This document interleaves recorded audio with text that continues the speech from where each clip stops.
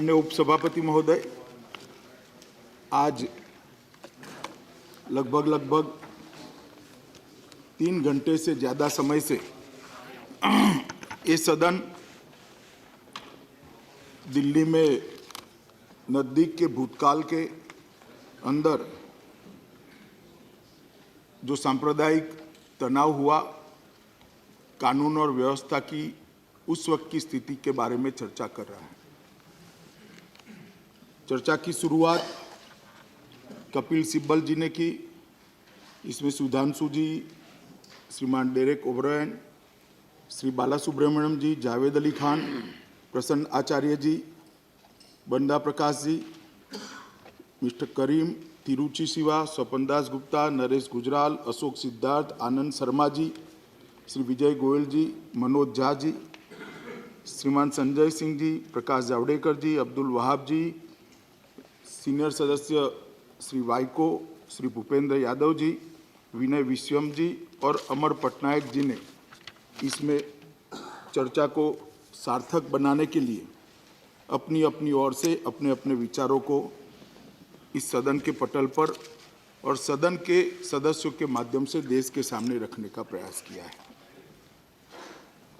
सबसे पहले तो मान्यवर, मैं राज्यसभा के फ्लोर पर मेरी ओर से व्यक्तिगत रूप से और सरकार की ओर से इस दुर्भाग्यपूर्ण दंगों में जिन लोगों की जान गई हैं, जिनकी मलकियत का नुकसान हुआ है और जो घायल हुए, वो सभी के प्रति दिल की गहराइयों से संवेदना व्यक्त करना चाहता हूँ, दुख व्यक्त करना चाहता हूँ। और मैं सदन को और सदन के माध्यम से देश को भी विश्वास दिलाने चाहता हूँ कि दंगों के करने वाले, दंगों के लिए जिम्मेदार लोग और दंगों के लिए षड्यंत्र करने वाले लोग, चाहे किसी भी जाति के हो, किसी भी मजहब के हो, किसी भी पार्टी के हो, उनको बख्शा नहीं जाए। जो भी दोषित होगा उसको एक पारदर्शी वैज्ञानिक जांच के आधार पर कानून की अदालत के सामने खड़ा किया जाएगा। और सिर्फ खड़ा नहीं किया जाएगा, प्रोसिक्यूशन एजेंसी जब तक कानून उनको दंडित न करे तब तक की सारी व्यवस्थाओं की चिंता बहुत गंभीरता और संजीदगी के साथ करेगी। वो इसलिए जरूरी है कि आगे पर लंबे समय के लिए दंगा करने वालों के जहन में ये जो कानून की प्रक्रिया है, जो कानून है, हमारा संविधान है, आईपीसी है, सीआरपीसी है, इसका एक भय उनके जहन में बना रहे और करने वालों को, कराने वालों को, दोनों को एक लंबे समय तक इस दंगों के परिणामों की याद दिलाता रहे। मान्यवर, अभी मैंने सभी सदस्यों के भाषण सुने हैं। उसमें सबसे पहला सवाल काफी सदस्यों ने उठाया, मैं इसको कोई गैरवाजिब सवाल नहीं मानता हूं कि इतनी देर सरकार ने सदन में चर्चा के लिए क्यों की। 25 तारीख को दंगे समाप्त हुए, 2 तारीख को सदन चालू हुआ, इमीडिएट इसकी चर्चा क्यों नहीं की गई? और वो पूछने का अधिकार है और जवाब देना हमारा फर्ज भी है, धर्म भी है। मान्यवर, मैं इतना कहना चाहता हूं कि 24 तारीख दोपहर को ये रिसेंट दंगों की पहली सूचना आई और अंतिम सूचना 25 तारीख की रात्रि को 11 बजे आई। सिब्बल साहब ने मुद्दा उठाया, मैं इसका बाद में जवाब दूंगा, परंतु मैं रिकॉर्ड की बात कह रहा हूं कि 25 तारीख की रात को 11 बजे सूचना आई। तो 2 तारीख को जब सदन शुरू हुआ तब दंगे समाप्त हो चुके थे। दंगों को समेटने के रास्ता साफ करना, उनका रिहेबिलिटेशन, उनके पुनर्वसन की चिंता, ये सारी प्रक्रिया चल रही थी। दंगे चलते हो और दंगों के लिए किसी के सुझाव लेने हो, कोई चिंता व्यक्त करनी हो, तो तब तो ये लाजमी है कि तुरंत ही इसकी चर्चा कराई जाए। परंतु जब दंगे समाप्त हो गई थी, पुलिस दंगों के कराने वालों के पीछे, जांच के पीछे लगी थी। डॉक्टर जो घायल थे उनको अच्छा करने में लगे थे और सामने होली का त्योहार भी था। होली के त्योहार के वक्त इस देश में कई बार दंगे भी हुए हैं और होली का त्यौहार सद्भावना का भी त्यौहार है। तो उस वक्त ये बहुत जरूरी था कि होली के त्योहार के वक्त ऐसी कोई चीज कहीं आइदर और साइड से ना आए कि जिसके कारण फिर से भावनाओं का भड़कना हो। केवल और केवल इसी आशय के साथ हमने कहा था कि 11 और 12 तारीख को दोनों सदनों में हम चर्चा कराएंगे। 11 तारीख को लोकसभा में कराएंगे, 12 तारीख को राज्यसभा में। इसके पीछे चर्चा से भागने का ना विचार था ना हो सकता है, क्योंकि सदन के अंदर चर्चा करना बहुत जरूरी है। सदन जब मिल रहा है तब चर्चा होनी चाहिए। इसी सत्र में चर्चा के लिए हमने समय पहले से सभापति महोदय को निर्धारित कर हमारे पार्लियामेंट्री अफेयर्स मिनिस्टर ने बिजनेस एडवाइजरी कमेटी की और ऑल पार्टी डेलीगेट्स की जो हमारी मीटिंग थी उसके अंदर कह दिया था। तो कहीं पर भी इस चर्चा के माध्यम से ये संदेश न जाए कि हमने चर्चा क्यों देरी करी, कुछ छिपाना था, कुछ भागना था, कुछ चीजों को हम सील्ड करना चाहते, ऐसी कोई बात नहीं थी। इस डेमोक्रेसी के अंदर, भारत के अंदर हमारी लोकतंत्र धीरे धीरे अब इस स्टेज पर पहुंचा है जिसमें कोई भी चीज को कोई छुपा नहीं सकता, छुपाना चाहे तो भी नहीं छुपा सकता। कम से कम इसका मुझे पूरा संज्ञान है मान्यवर। इसलिए किसी से भागने का सवाल नहीं था, केवल दंगे और न हो जाए और पुलिस का ध्यान, प्रशासन का ध्यान पूरा पुनर्वसन के लिए उनकी फिर से अपने अपनी जगह पे अच्छे से बसाने के लिए और उनकी इलाज के लिए और दंगाइयों को पकड़ने के लिए रहे, इसीलिए हमने समय मांगा था। मान्यवर, दूसरा बड़ा सवाल जो मैं एक एक सदस्य के नाम से कोई जवाब नहीं दे रहा हूं, मगर जो मीन निकल कर आया है, मैंने सब लिखा है, जो मीन निकल कर आया है इसका कह रहा हूं। उन्होंने कहा रायट्स, सब सदस्यों ने चिंता व्यक्त की कि रायट्स हुए उसके बाद में और रायट्स हो रहे थे उस वक्त रोकने के लिए क्या किया गया, और जिन्होंने रायट किए हैं कहीं इसको कोई आइडियोलॉजी के आधार पर, पार्टी के आधार पर सील तो नहीं किया जाएगा, कहीं निर्दोषों को फंसाने का कार्यक्रम नहीं होगा, कहीं जो अपने पराये के साथ कोई जांच तो नहीं होगी। इस प्रकार की भी शंका आशंकाएं सदस्यों की ओर से हुई है। मैं सबसे पहले मान्यवर, जो अब तक कार्यवाही हुई है वो सदन के सारे सदस्यों के ध्यान पर रखना चाहता हूं। मान्यवर, दंगों के उपरांत अब तक 700 से ज्यादा एफआईआर रजिस्टर कर दी गई है और जिसने भी एफआईआर दिया है उसकी एफआईआर रजिस्टर करने में पुलिस ने कभी भी ना नहीं की है। एक बात, कपिल सिब्बल जी ने एफआईआर नंबर 80 का मामला उठाया, बहुत सारे थाने हैं, कौन सी 80 नंबर की एफआईआर, मैं इसको ध्यान से देखकर व्यक्तिगत रूप से सिब्बल साहब को फोन जरूर कर दूंगा। परंतु कई एफआईआर में इस प्रकार के मामले हुए कि एक एफआईआर रजिस्टर हो गई, दफाएं ठीक है, मगर दूसरा दिखने वाला भी एफआईआर लगाने आता है तो उसका स्टेटमेंट लिया जाता है और साथ में अटैच किया जाता है, क्योंकि एक गुना पर जब एफआईआर रजिस्टर हो चुकी है, दफाएं भी जो उनकी अलग कंप्लेन आई है इससे मैच करती है, मानो 302 लगती है तो 302 ऑलरेडी लग चुकी है, तब एक अलग एफआईआर नहीं कर सकते क्योंकि गुना एक ही है, मगर उनके स्टेटमेंट को एफआईआर के काम के लिए, जांच के काम के लिए रिकॉर्ड पर लेने की प्रक्रिया हो रही है और इसके लिए स्पेशल पब्लिक प्रोसिक्यूटर भी हमने 12 के 12 थाने के तय कर दिए हैं जिनकी एडवाइस पर पुलिस काम कर रही है। तो 700 से अधिक प्राथमिकी दर्ज करने का काम पुलिस ने समाप्त कर दिया है और बहुत तेजी से कार्यवाही मान्यवर किया है। कुल हिरासत और गिरफ्तारी मिलकर 2647 लोगों को हिरासत में लिया गया और गिरफ्तार किया गया। मान्यवर, गिरफ्तारियां जो हो रही है वो बिल्कुल साइंटिफिक तरीके से एविडेंस के आधार पर हम कर रहे हैं। हमने दंगे समाप्त होने के दूसरे ही दिन एक एडवर्टाइज दी थी, आम जनता को दी थी और पुलिस आयुक्त ने सभी मीडिया हाउस को फोन कर रिक्वेस्ट की थी कि जिसके पास दंगे का कोई भी वीडियो फुटेज हो, किसी भी प्रकार का क्लिपिंग हो तो कृपया ये ईमेल एड्रेस पर आप भेज दीजिए, इस व्हाट्सएप पर भेज दीजिए और आइदर और साइड से समाज सेवियों की ओर से, मीडिया कर्मियों की ओर से, जनता की ओर से और जनता के सभी वर्गों की ओर से लगभग ढेर सारे फुटेज हमारे पास उपलब्ध है, जिसका हम डिटेल स्क्रूटनी कर रहे हैं। 25 कंप्यूटर के अंदर इनकी स्क्रूटनी की जांच दिल्ली पुलिस के हेडक्वार्टर पर हो रही है। तो इससे एक बहुत बड़ा साइंटिफिक एविडेंस हमें मिल रहा है। और मैंने जैसे पहले कल कहा था, ओबरायन साहब ने एक थोड़ी आपत्ति भी दर्ज की कि भाई फेस आइडेंटिफिकेशन के आप जो सॉफ्टवेयर का उपयोग कर रहे हो, इसमें निजता का भंग हो रहा है। मान्यवर, निजता के भंग का मैं बहुत सम्मान करता हूं। मैं पहले रिकॉर्ड पर एक स्पष्ट कर दूं, इसके लिए आधार डेटा का हमने उपयोग नहीं किया है। कल गलतफहमी से कोई मीडिया ने चला दिया। मैंने सदन में यही कहा था कि ड्राइविंग लाइसेंस और वोटर आईडी कार्ड दोनों के डेटा जो है वो हमने फेस आइडेंटिफिकेशन के लिए उपयोग किए।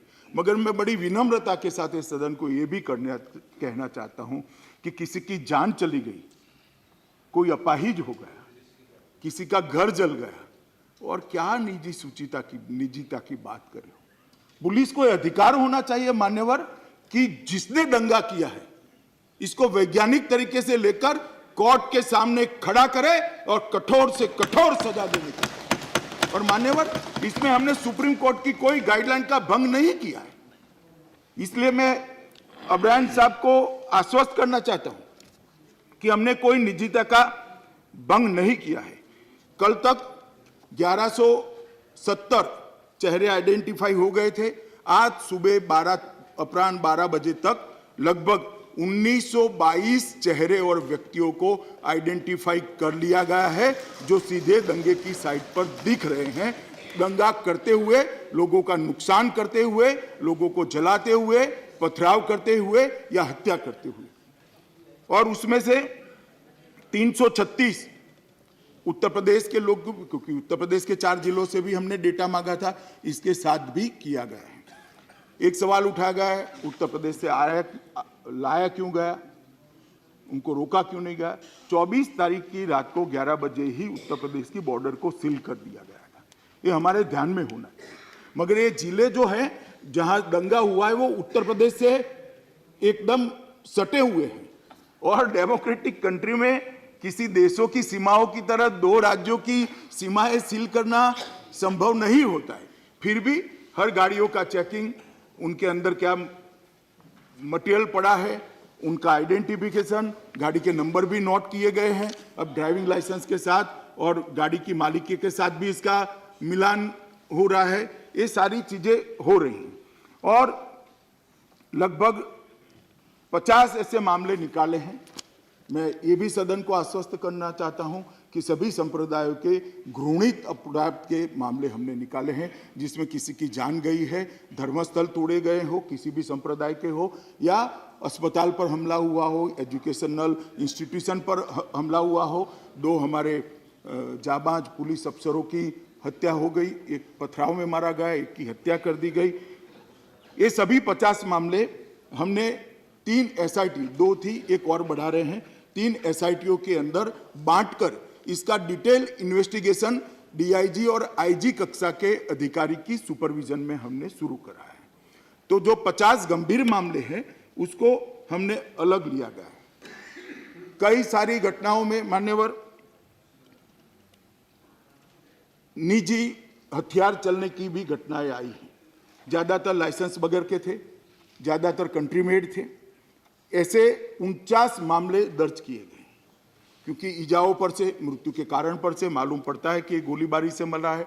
लाइसेंस हथियार था या नहीं था वो भी, ऑटोमेटिक था या कंट्री मेड था वो भी मालूम पड़ता है। ये सब चीज़ों का ध्यान कर 49 मामले हमने दर्ज किए हैं। वो मामलों के अंदर 52 लोगों की गिरफ्तारियां हुई है और लगभग 125 जितने हथियार भी हमने जो राइट्स में उपयोग किए गए थे वो जब्त कर दिए हैं। मैं ये अब तक के आंकड़े कहता हूँ, मैं नहीं मानता ये पर्याप्त है, और गहन जांच चल रही है, मगर ये अब तक किया जा चुका है। ये कहा गया कि भाई सामाजिक समितियां, शांति समितियां, दोनों संप्रदाय के लोगों को इकट्ठा बिठाने का प्रयास करना चाहिए था।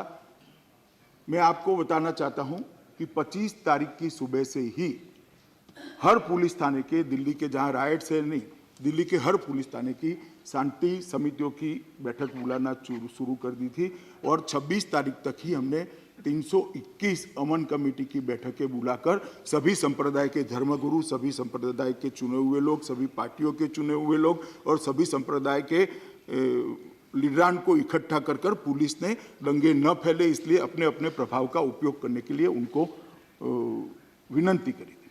जो लोग आइडेंटिफाई हो चुके हैं, जिनकी पहचान हो चुकी है, नाम हमारे पास उपलब्ध है, एड्रेस हमारे पास उपलब्ध है, उनकी सारी डिटेल हमारे पास ड्राइविंग लाइसेंस के आधार पर आती है।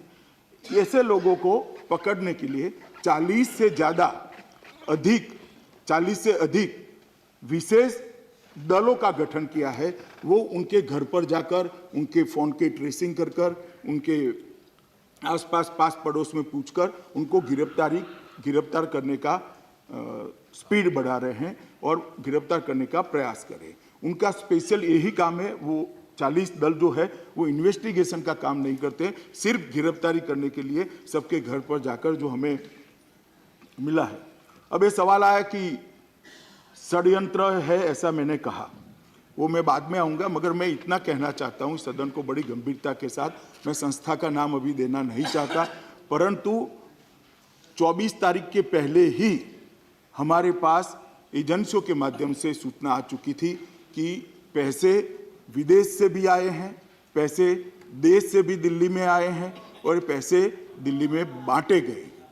और वो पैसे जो बांटे गए हैं उनके लिए हमने उस वक्त ही जांच शुरू कर दी थी, मगर दुर्भाग्य से जांच प्राथमिक रूप से चल रही थी और दंगा हो गया। अब मैं इतना कह सकता हूं कि हम बहुत जल्द दिल्ली पुलिस इसकी घोषणा करेगी, मगर पैसे भेजने के लिए, पैसे लेने के लिए, हवाला करने के लिए और ट्रांसफर करने के लिए हमने 5 लोगों की गिरफ्तारी ऑलरेडी कर दी है।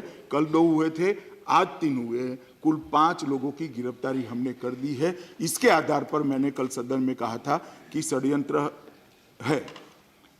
स्पेशल सेल दिल्ली ने सारे सोशल मीडिया को जब देखना चालू किया, ऑब्रेन साहब ने मुझे एक सवाल पूछा, बड़े शार्प क्वेश्चन पूछते हैं। उन्होंने एक सवाल पूछा कि भाई आपने कितने अकाउंट सील किए?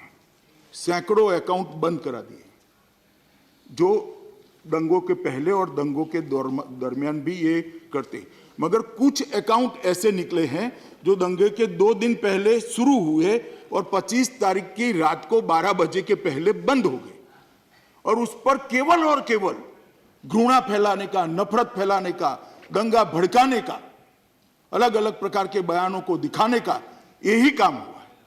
तो ये जो बंद हुए हैं वो भी शायद मेरा भाषण सुन रहे होंगे, उनको लगता होगा कि हमने बंद करे, बच गए, पाताल में से ढूंढ कर हम निकालेंगे और उनको कानून के सामने हम खड़े, क्योंकि वो बच नहीं सकते, उसकी फुटप्रिंट रहती है, वो बच नहीं सकते इस जमाने में। हम उनको ढूंढ लेंगे और कानून के सामने हम खड़ा करने का काम भी मान्यवर करेंगे। इसमें से 2 लोग आईएएस से संपर्कित भी मिले हैं, जिनके पास मटेरियल आईएएस से आता था और वो मटेरियल का यहाँ पर भारतीय भाषाओं में ट्रांसलेशन कर कर उसको नफरत को आगे फैलाने का काम करते थे। उनको भी हमने ऑलरेडी पकड़ लिया है। और मैं आज सदन को कहना चाहता हूं कि दोनों जांबाज पुलिस अफसर जो दुर्भाग्यपूर्ण तरीके से मारे गए, अंकित शर्मा और रतन लाल, दोनों अफसरों को, मारने वाले व्यक्ति को और समूह को पूर्णतया गिरफ्तार करने का काम दिल्ली पुलिस ने समाप्त कर दिया।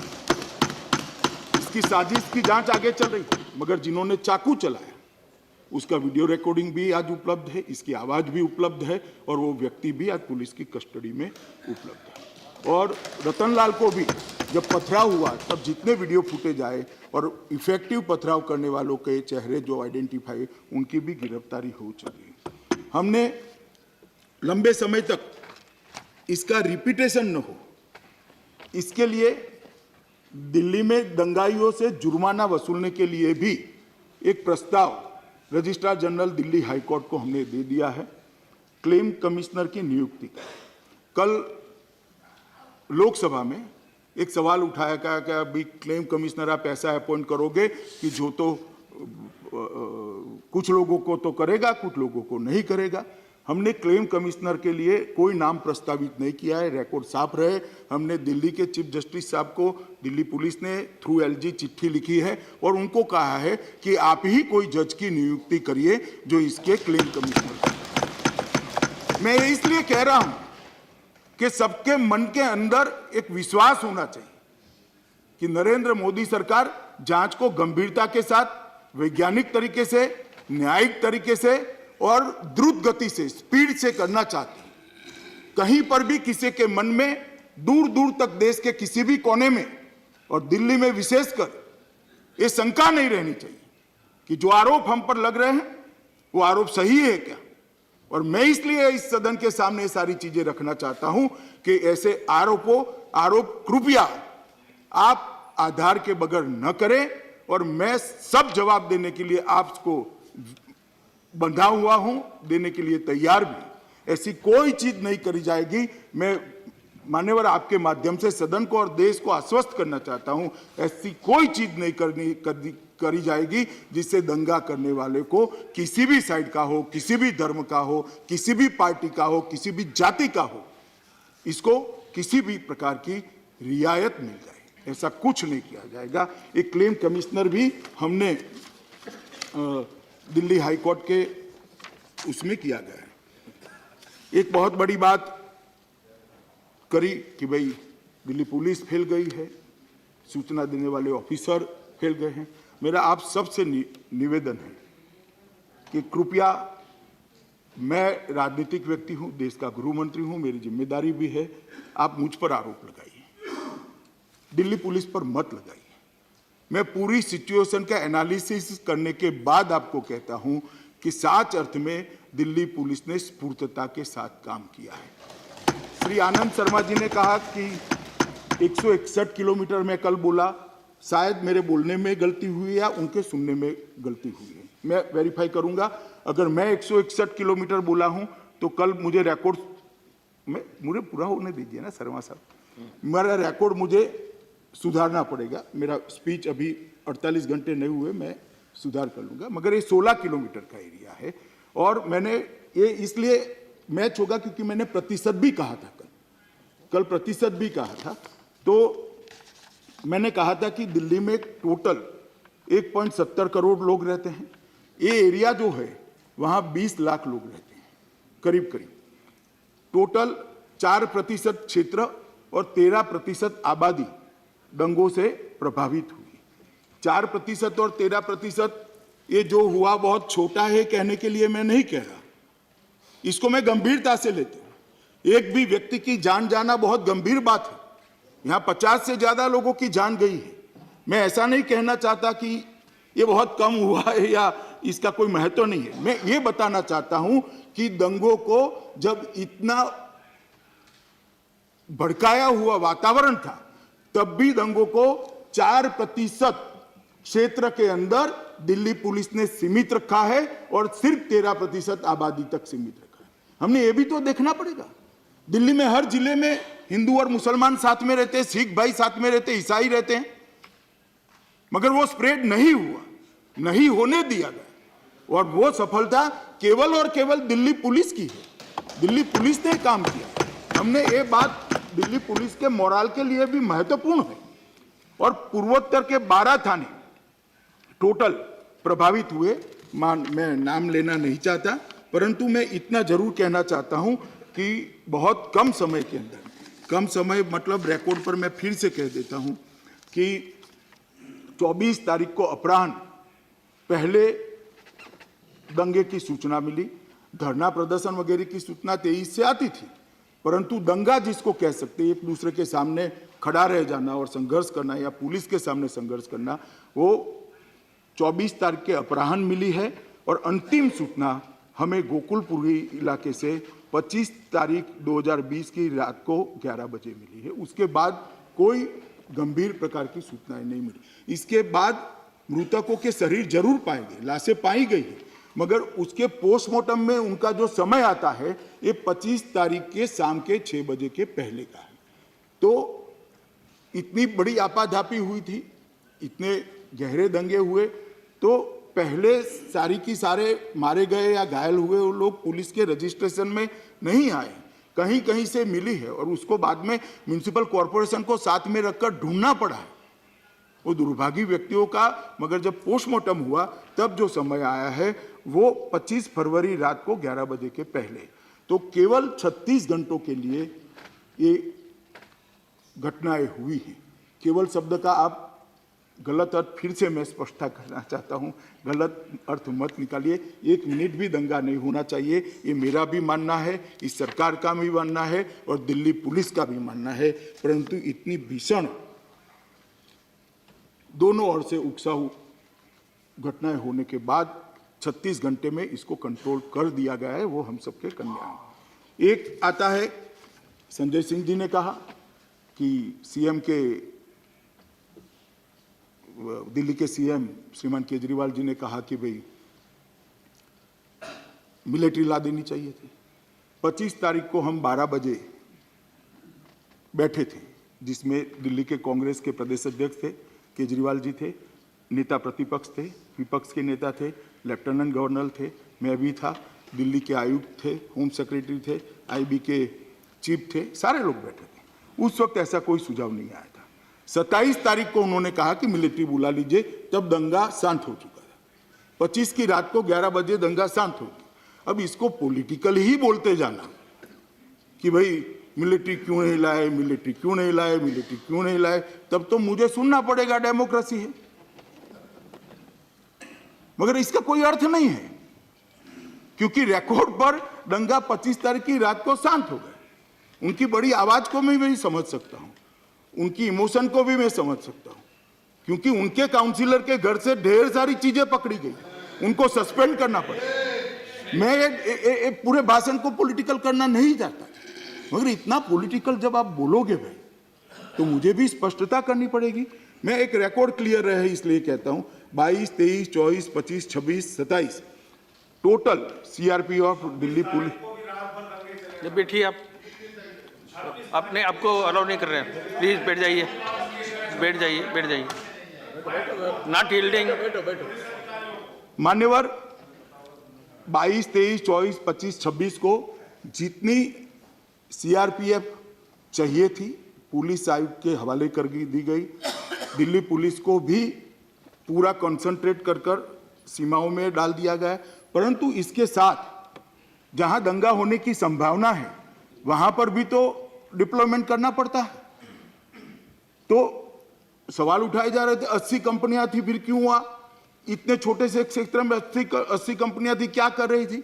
तो भाई हमें चांदनी चौक भी संभालना था, हमें मुस्तफाबाद भी संभालना था, जहां और जगह पे दंगे हो की संभावना है वहां पर भी तैनाती करनी पड़ती है। तो मैं किसी सदस्य के जवाब में नहीं कह रहा, मैं वास्तविक स्थिति बता रहा हूं कि पुलिस की स्थिति क्या थी। मान्यवर, अब मैं थोड़ा भाषणों के लिए बहुत सारी बातें हुई यहां पर, हेट स्पीचेस के लिए बहुत सारी बातें। मैं इतना ही कहना चाहता हूं मान्यवर कि हेट स्पीचेस सीएए के लाने के तुरंत बाद शुरू हुई है पूरे देश भर में। बहुत दुख के साथ मैं कहना चाहता हूं, पूरे देश भर में माइनॉरिटी के मन में और विशेषकर मुसलमान भाइयों बहनों के मन में एक भय बैठा दिया गया कि आपकी नागरिकता सीएए छीन लेगा। इस सदन में सारी पार्टियों के नेता उपलब्ध हैं, सारे लोग हैं। मैंने सबके जवाब नाम दे देकर दिए थे कि भाई मुझे कोई धारा बता दो, कोई क्लॉज बता दो जिसके अंदर ये कानून में किसी की भी नागरिकता लेने का प्रोविजन हो। किसी धारा का उपयोग कर किसी की नागरिकता छीन सकते, ऐसे दूर दूर तक दूरबीन से भी दिखाई पड़ता हो। मैं आज भी कहना चाहता हूं देश भर के मुसलमान भाइयों बहनों को कि ये गलत अफवाहें फैलाई जा रही है। सीएए किसी की नागरिकता लेने का कानून है ही नहीं, सीएए नागरिकता देने का। और कृपया हम आज क्या तय कर सकते हैं, सारी पार्टियां एक होकर कहें कि सीएए से किसी की नागरिकता नहीं जानी सकती, एक होकर सब कहें, तब नहीं होंगे दंगे, तब नहीं फैलेंगी दफर। किसके आधार पर हम अपनी राजनीतिक रोटियां सेकने चले हैं? कौन भोग बना है? और मैं कहता हूं कि ये सदन में बैठे हुए सारे विद्वान लोग हैं। कपिल सिब्बल साहब सुप्रीम कोर्ट के बहुत बड़े अधिवक्ता है। सीएए कानून में कोई प्रोविजन मुझे ऐसा बता दो कि जिससे मुसलमानों की नागरिकता चली जाएगी, प्लीज मुझे बता दीजिए। नहीं सिब्बल साहब, मैं बता पहले जब कहे तो बताइए।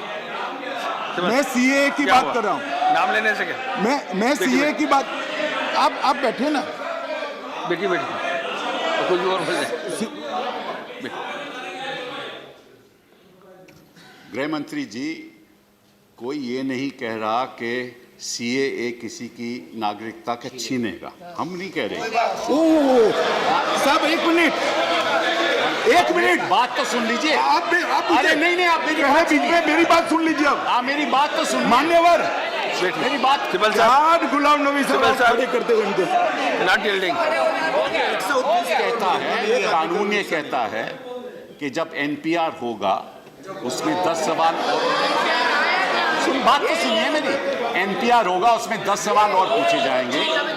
और जो एन्यूमरेटर है, जो राज्य सरकार का अध्यक्ष है, वो जाकर को पूछेगा। ये भी बता देता हूं, उसके बाद वो डी लगा देगा डाउटफुल।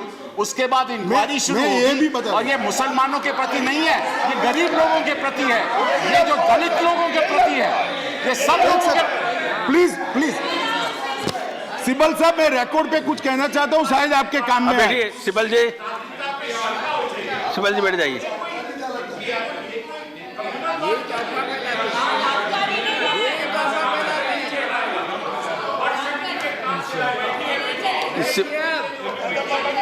मैं बता देता हूं सब, मैं बताता हूं आपको, आप बैठ जाइए।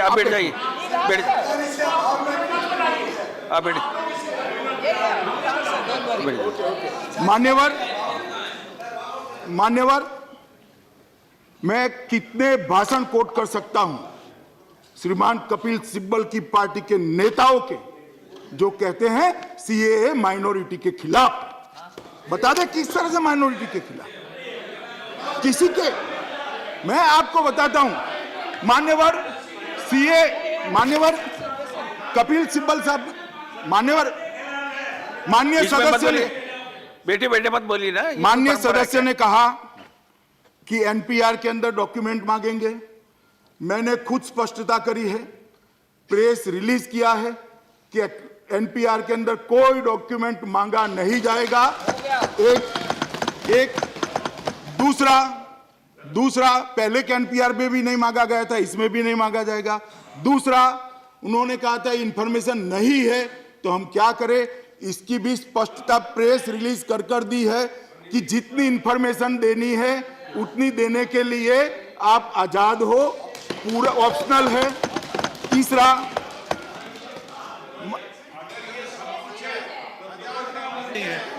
लेकिन ये आप लोगों ने स्पष्ट नहीं किया, एक मिनट, मैं लोकसभा मान्यवर, मैं आपको बताता हूं। चलो आपने अब तक नहीं सुना, मेरी बात आप तक नहीं पहुंची, तो मैं अभी कह देता हूं। लीजिए पहुंच गई, आमने सामने बैठे हैं, कृपया आप समर्थन करिए। मैं आपको भाई मैं स्पष्टता के साथ कहता हूं, एनपीआर में कोई डॉक्यूमेंट मांगा नहीं जाएगा। एक, दूसरा, जो इंफॉर्मेशन आपके पास नहीं है वो आप नहीं दे सकते हो। और तीसरा, कोई डीबी, मैं कह रहा हूं गृह मंत्री नाते राज्यसभा के पटल पर कह रहा हूं कि कोई डी लगने वाला नहीं किसी को।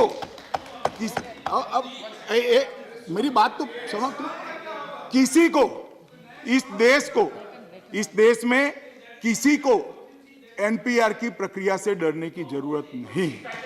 और दूसरी बात है?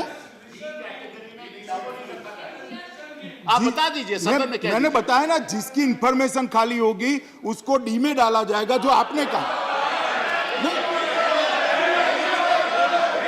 अरे सुनो ना, अरे बैठ जाओ मान्यवर, मुझे पूरी बात कहने दो। अरे पूरी बात तो कहने दो, बैठ जाओ पहले। 1 मिनट मुझे सुनकर बताओ, 1 मिनट। अरे मुझे सुनकर बताओ, पूरी बात सुनो पहले पूरी बात सुनो। 1 मिनट, 1 मिनट, ओ डायरेक्ट 1 मिनट, डायरेक्ट भाई 1 मिनट मुझे सुन लीजिए। मैं क्या कह रहा हूं, बैठ जाइए, मैं जवाब देता हूं ना। अरे विनय विश्वम जी, मैं जवाब देता हूं, सुनिए तो। मुझे बोलने भी नहीं देंगे यार। 1 सेकंड, आप सुनिए ना, मगर भाई को बैठिए। भैया थोड़ी सहिष्णुता बढ़ाइए, मुझे बोलने भी नहीं देंगे। तो मर गया। ऐसा नहीं है, मेरी बात सुनिए। मैं ये कह रहा हूं कि मैं अजीब, सुनिए, अभी मेरा वाक्य ही भी पूरा नहीं हुआ, खड़े हो गए। जिसकी जगह खाली होगी कोई भी, इसको डी लगा देंगे। जैसा आप कहते हैं ऐसा होने वाला नहीं है। मैं आप बोले अभी, मान्यवर 1 सेकंड, नहीं लगेगा।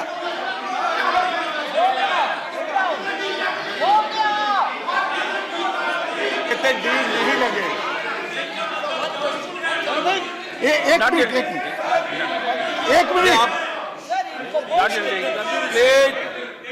बैठ जाए। 1 मिनट, बैठिए। 1 मिनट। आई थिंक गृह मंत्री जी कह रहे हैं, अगर मैं अच्छी तरह से सुना, कि डी किसी के सामने नहीं लगेगा। हाँ जी, यही कह रहे हैं। हाँ जी, तो डी नहीं लगेगा जी।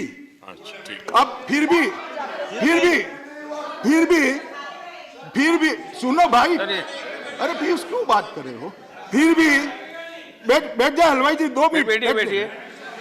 मान्यवर, फिर भी मैं कहता हूं, गुलाम नबी आजाद, आप बैठ जाइए ना, आप बैठ जाइए ना। मान्यवर, फिर भी मैं कहता हूं, गुलाम नबी आजाद सबसे वरिष्ठ हैं, नेता प्रतिपक्ष हैं। आनंद शर्मा जी गृह समिति, हमारी गृह की स्टैंडिंग कमेटी के अध्यक्ष हैं। विपक्ष के किसी भी सदस्य को अगर इसके बारे में डाउट है, गुलाम नबी साहब प्लीज लेकर आप आइए। मैं प्रायोरिटी के साथ आपको समय दूंगा। मैं चर्चा के लिए तैयार हूं, और इस भ्रम का मुझे कोई आपत्ति नहीं इस पर चर्चा। अफसरों की उपस्थिति में 1 सेकंड बैठ जाइए ना भाई।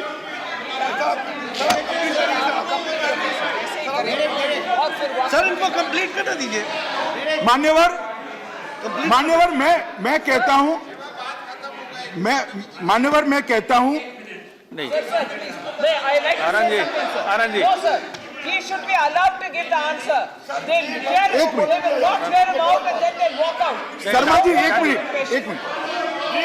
मिनट, मान्यवर, माननीय मंत्री जी बोलने दीजिए भाई। अरे भाई सुनो, मान्यवर, मैंने कहा कि गुलाम नबी साहब सभी विपक्ष के दल के 1-2 चुनिंदा लोगों का सांसद के साथ जो मेरे साथ चर्चा करने आना चाहता हो लेकर आइए। आनंद शर्मा हमारे स्टैंडिंग कमेटी के चेयरमैन है, वो भी आए। ये विषय पर 1 सेकंड, अरे सुनो ना, मगर अध्यक्ष जी क्या बना रहे Not done, sir. इनको Let him listen. Let देखिए, him मंत्री जी listen. बोल रहे हैं, Let बीच him में listen, sir. इस प्रकार का व्यवधान खड़ा करना गरिमापूर्ण नहीं है। जब इनका वक्तव्य पूरा हो जाए तो आपको कुछ पूछना है तो वो उसका उत्तर देने के लिए अनुकूलता होने से उत्तर देंगे। मान्यवर, मैं इसलिए कहना चाहता हूं क्योंकि अभी राइट्स पर चर्चा हो रही है। एनपीआर के लिए आप मेरे साथ कभी भी, गुलाम नबी साहब आइए, 1 या 2 दिन की प्रायोरिटी में मैं आपको समय दे दूंगा और हम सार्थक चर्चा करेंगे। अधिकारियों को भी उपस्थित रखेंगे जिससे सारे भ्रमों का निरसन हो जाए। और बाद में मैं ये विनती सारे विपक्षी दलों को करता चाहूं, बहुत हो गया, सीए और एनपीआर पर भ्रांति बंद करने का समय आ गया है। नहीं मगर उसमें आ जाओ ना भाई, उसमें आ जाओ ना डायरेक्ट भाई, आप भी आना, आप भी आना। मान्यवर Not yielding. There बैठिए. Please sit down. Please sit down. Not. मान्यवर I'm not allowing you. He is not yielding. I'm not allowing you. Please. He is not allowing. Direct आप प्रतिनिधि मंडल में आ जाइए He direct. is not yielding. Ghulam Nabi Azad के वरिष्ठता में Please. 5 minute. There बैठिए. मान्यवर Please sit down. Yes. मान्यवर दोनों ओर से हेट स्पीचेस Please. की बात हुई, हम सब ने स्वीकार करना पड़ेगा। हो सकता है सीए के लिए आपके मन में कंफ्यूजन हो, कोई शंका हो, जो भी था, मगर देश के मुसलमान भाई बहनों के मन में, माइनॉरिटी के मन में एक बड़ा इसके कारण शंका का वातावरण खड़ा हुआ है। इसको क्लैरिफाई करना चाहिए, इसका निरसन करना चाहिए, इसका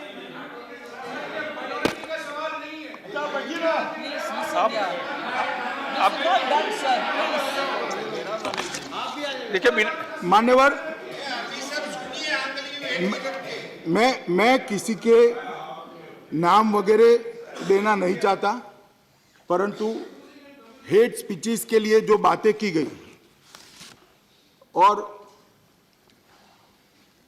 कुछ सदस्यों ने सीआरपीसी के और आईपीसी के दफाएं भी कोट की, मैं सभी को कहना चाहता हूं कि रिसेंटली जो राइट्स हुए उसके पहले क्या हुआ।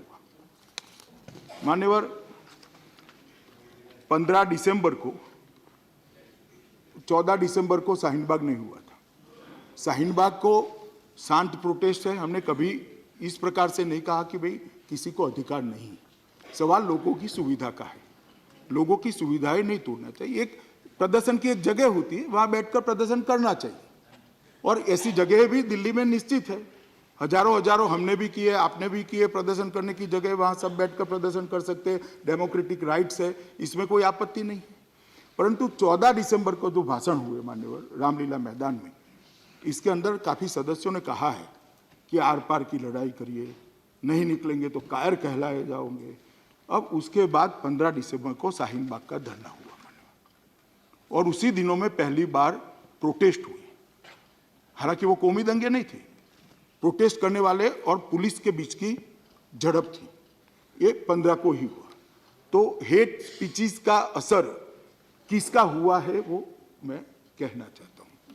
माननीय 17 फरवरी को एक युवा ने अमरावती महाराष्ट्र में भाषण कर दिया कि जब ट्रंप यहां पर आते हैं, विश्व के सबसे शक्तिशाली व्यक्ति, तब मालूम पड़ना चाहिए कि हिंदुस्तान के हुक्मरानों के सामने हमारी भावनाएं क्या है। रोड पर आ जाइए और ताकत दिखाइए। ये हेट स्पीच का सीधा असर 24 तारीख को दिखा, 23 तारीख को दिखा, 23 तारीख को 7-8 धरने लग गए। ये हेट स्पीच का असर है। 19 फरवरी को एक पार्टी के नेता ने कहा कि हम 15 करोड़ है, चिंता की बात नहीं, हम 15 करोड़ 100 करोड़ पर भारी। अरे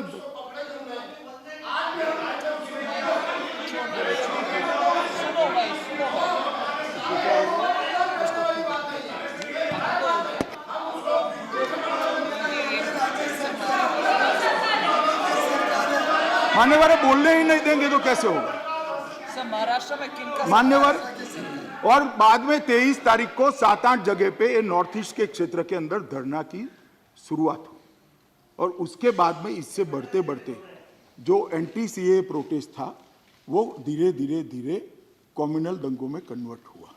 मान्यवर, मैं इतना ही कहना चाहता हूं कि हेट स्पीचेस किसी की भी बख्शनी नहीं, आपस में बातचीत नहीं। और ये जो जज की ट्रांसफर की बात है, कानून मंत्री जी ने ढंग से इसकी सफाई दी है, मगर देश और दुनिया के सामने आना चाहिए कि जज की ट्रांसफर का ऑर्डर सिर्फ भारत सरकार करती है। ट्रांसफर की सिफारिश कॉलेजियम करता है। कॉलेजियम सुप्रीम कोर्ट के मुख्य न्यायाधीश की अध्यक्षता में बैठता है, उनकी सिफारिश होती है, बाद में जज की कंसेंट ली जाती है, और इस केस में सिफारिश भी 12 फरवरी को आ गई थी, जज की कंसेंट भी 2 दिन पहले आई थी, एग्जीक्यूटिव ऑर्डर सिर्फ उस दिन निकला है। तो इसको किसी केस विशेष के साथ एक सेकंड भाई, अब ये क्या रनिंग कमेंट्री? अब मुझे सुनिए ना अध्यक्ष जी, आप संरक्षण दीजिए, ऐसे थोड़ी ना चलता है। ठीक है, इसका किसी एक केस के लिए जुड़ाव नहीं है। और मैं दूसरा भी पक्ष कहना चाहता हूं, एक सेकंड, 3 लोगों का ट्रांसफर हुआ और सबकी कंसेंट है, रिकॉर्ड पर है। और मैं एक क्या विचार है कि एक ही जज हमारे पास न्याय कर सकेंगे, दूसरे जज क्या न्याय नहीं करेंगे? एक ही जज न्याय कर पाएंगे क्या? ये किस प्रकार की मानसिकता है कि एक ही जज हमारे साथ न्याय करेंगे? मैं ये भी पूछना चाहता कि फला जज साहब है वही न्याय करेंगे और बाकी सब अन्याय कर देंगे? ये रूटीन ट्रांसफर है मान्यवर। जजों की ट्रांसफर पोस्टिंग के अंदर सरकार का दखल, आप भी सरकार में रहे हो साहब, बहुत कम होता है। ज्यादा से ज्यादा हम वापिस भेज सकते हैं, वो दोबारा भेज दे तो हमारे पास कोई चारा नहीं है, कॉन्स्टिट्यूशनल ऑब्लिगेशन है। और मैं तो ये मानसिकता का भी विरोधी हूं कि पर्टिकुलर, वाई पर्टिकुलर जज, वाई पर्टिकुलर जज, एक जज क्यों? दूसरे जज पर भरोसा क्यों नहीं है? क्यों नहीं है दूसरे जज पर भरोसा? दूसरा भी जज है। क्या बेतुका बातें हम लोगों के सामने फैलाते हैं, सदन के अंदर बोलते हैं, हमारी जुडिशियरी के लिए क्या संदेश भेजना चाहते हैं? इस प्रकार से मान्यवर नहीं चलता। मान्यवर, मैं इतना ही कहना चाहता हूं कि ये जो हेट स्पीचेस हुई हैं, वो हेट स्पीचेस, पैसा भेजने की साजिश, कुछ अकाउंट्स का 23 तारीख के पहले खुलना और 25 तारीख की रात को बंद हो जाना, ट्रंप जब आए तब ताकत दिखाना है, और उसी वक्त एक सीमित समय में दंगे होना। और कुछ लोग तो एकदम, कुछ सदस्य इतने उत्तेजित हो जाते हैं कि स्टेट स्पॉन्सर्ड राइट्स हैं। मैं इतना कॉमन सेंस तो भैया आप इस्तेमाल करो, जब अमेरिका के राष्ट्राध्यक्ष भारत में आए हो, मेजबान देश के प्रधानमंत्री हो, तब मेरी सरकार स्टेट स्पॉन्सर राइट का मुहूर्त ऐसा निकालेगी क्या? जरा कॉमन सेंस तो इस्तेमाल करो भाई, क्या आरोप लगा रहे हो? दंगे कराना हमारी फितरत नहीं है साहब, हमारी फितरत है दंगे करने को ढूंढ ढूंढ कर जेल की सलाह। और मैं जो कहता हूं, मेरी पार्टी के साथ, मेरी आइडियोलॉजी के साथ दंगों को जोड़ने का प्रयास आजादी से हो रहा है, मगर साहब आंकड़े कुछ अलग है, आंकड़े कुछ अलग है। 1967 बीजेपी सत्ता में नहीं, 69 सत्ता में नहीं, 67 रांची हम सत्ता में नहीं थे, 67 अहमदाबाद हम नहीं थे, सब बोलता हूं सुनिए जरा, जलगांव 70 हम सत्ता में नहीं थे, जमशेदपुर 79 हम सत्ता में नहीं थे, मुरादाबाद 80 हम सत्ता में नहीं थे, आसाम 83 हम सत्ता में नहीं थे, अहमदाबाद 85 हम सत्ता में नहीं थे, भागलपुर 89 हम सत्ता में नहीं थे, 89 दिल्ली हम सत्ता में नहीं थे, 90 हैदराबाद हम सत्ता में नहीं थे, अलीगढ़ 90 हम सत्ता में नहीं थे, सूरत 92 हम सत्ता में नहीं थे, कानपुर 92 हम सत्ता में नहीं थे, भोपाल 92 हम सत्ता में नहीं थे, 93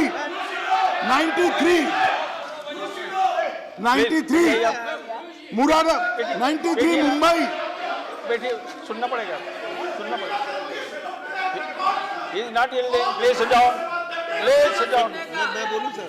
मान्यवर 93 मुंबई हम सत्ता में नहीं थे, हम सत्ता में थे सिर्फ गुजरात में राइट्स हुए, राइट्स में मरने वाले 76% लोग कांग्रेस के शासन में मारे गए हैं।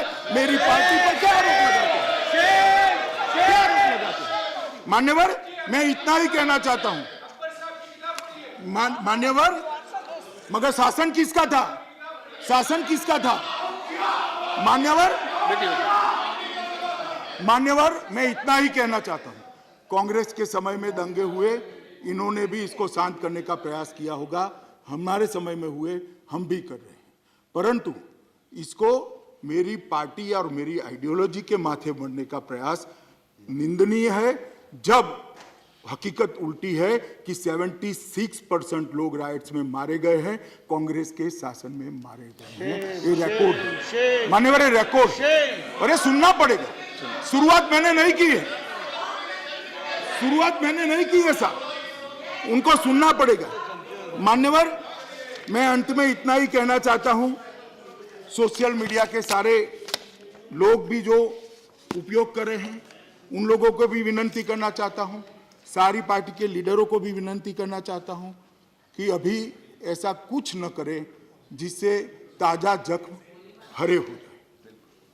हम सब सहयोग करें प्रशासन का, हम सब सहयोग करें पुलिस का, और जो मारे गए हैं उनके परिवारों के पुनर्वसन का, जिनका नुकसान हुआ है उनके परिवारों के पुनर्वसन का।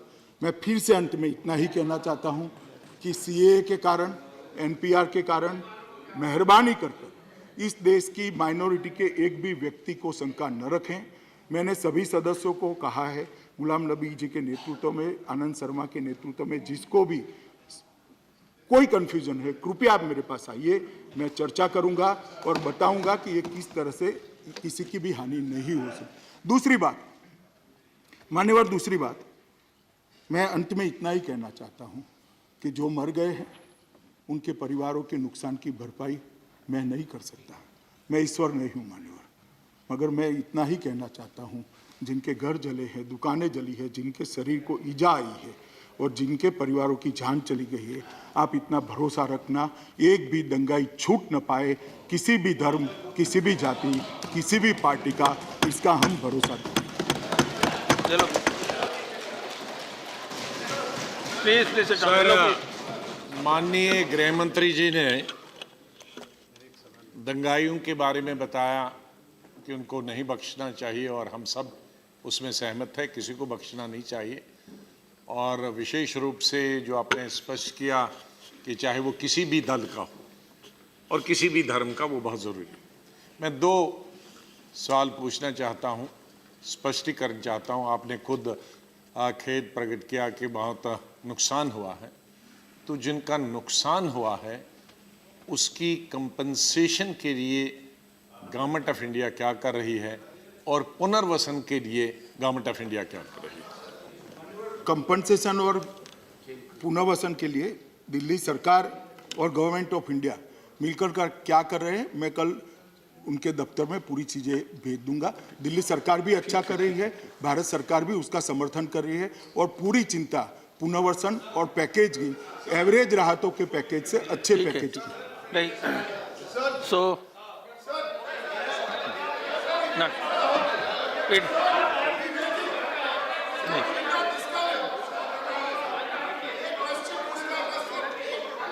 चलिए।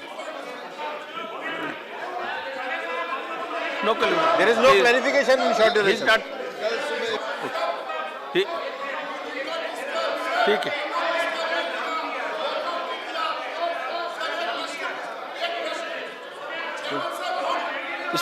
Special mentions, please. It cannot go only. He's not ready. He's not responding. That's not responding.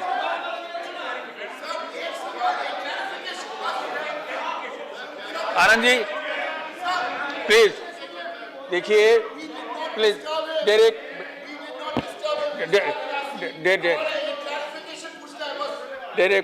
बैठ जाइए, प्लीज बैठ जाइए, हो गया। देखिए, पूरी बहस हो गई है, और पूरी बहस करने के बाद कुछ बचता नहीं है। If he is ready, okay, please चलिए।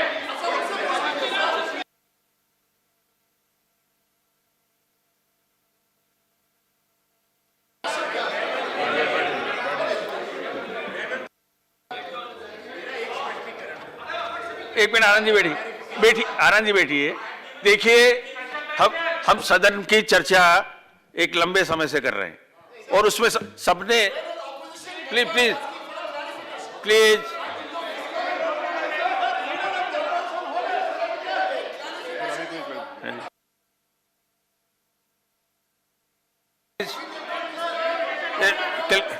ये चर्चा समाप्त हुई। चर्चा समाप्त हुई। चर्चा समाप्त हुई। चर्चा समाप्त। Special mention professor V